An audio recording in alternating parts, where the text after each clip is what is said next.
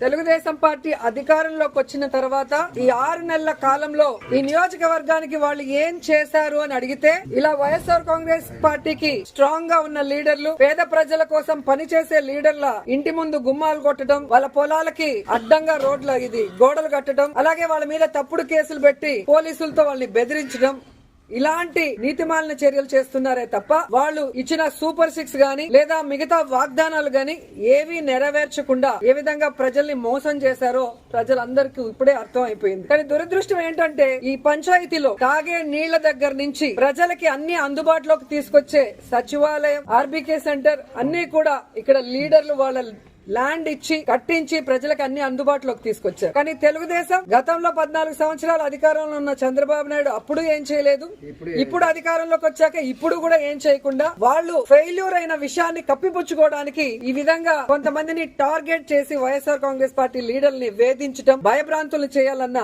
ఆలోచనతో ముందుకు వెళ్తున్నారు. వాళ్ళు అర్థం చేసుకోవాల్సింది ఒక్కటే, మా నాయకుడు జగన్మోహన్ రెడ్డి గారు భయం అనేది ఆయన బ్లడ్ లో లేదు.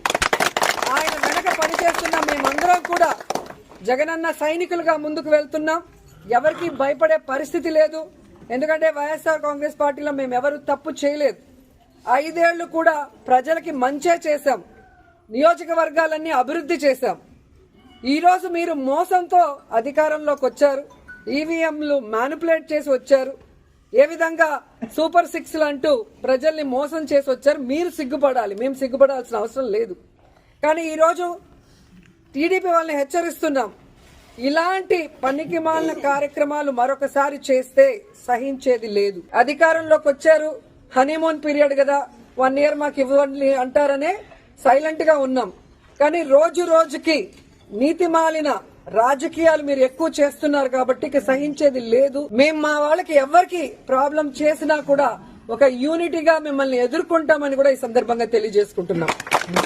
ఎందుకంటే గ్రామాల్లో తెలుగుదేశం పార్టీ నాయకులకి ప్రజల్లో గౌరవం లేదు, అభిమానం లేదు కాబట్టే ఈరోజు సీఎల్ని, ఎంఆర్ఓల్ని, ఎంపీడీఓల్ని బెదిరించుకొని వాళ్ళని పంపించి ఇలాంటి నీతిమాలిన చర్యలు చేస్తున్నారు.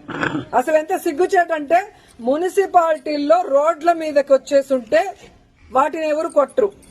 రోడ్ ఎక్కడుంది, ఇల్లు ఎక్కడుంది, ఇంటి ముందున్న దాన్ని కొట్టేసి కొట్టడానికి నోటీసు పాత డేట్ లో నిన్నే కొట్టారు అంటే ఆఫీసర్లు కూడా ఎంత దిగజారిపోయారు అనేది ఇక్కడ అర్థమవుతుంది. సో ఆఫీసర్లను కూడా హెచ్చరిస్తున్నా, ఇదే విధంగా గనక మీరు తెలుగుదేశం పార్టీ చెప్పింది ప్రెషర్ అని చెప్పి పనికి మాలిన పనులు చేస్తే మీ మీద హరాస్మెంట్ కేసులు, ప్రైవేట్ కేసులు వేస్తాము.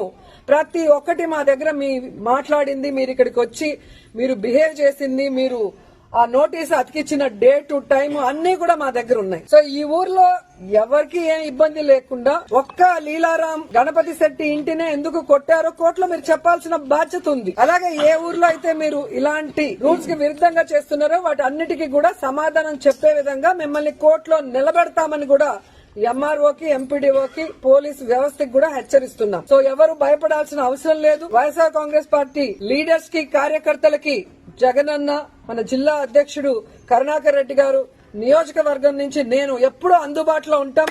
మీకోసం ఫైట్ చేయడానికి, ఎవరితో అయినా ఫైట్ చేయడానికి, ఎంత దూరం ఫైట్ చేయడానికన్నా కూడా మేము రెడీగా ఉన్నాం. మిమ్మల్ని కాపాడుకోవడానికి మేము ఎప్పుడు మీ వెన్నంటి ఉంటామని కూడా తెలియజేసుకుంటున్నాం.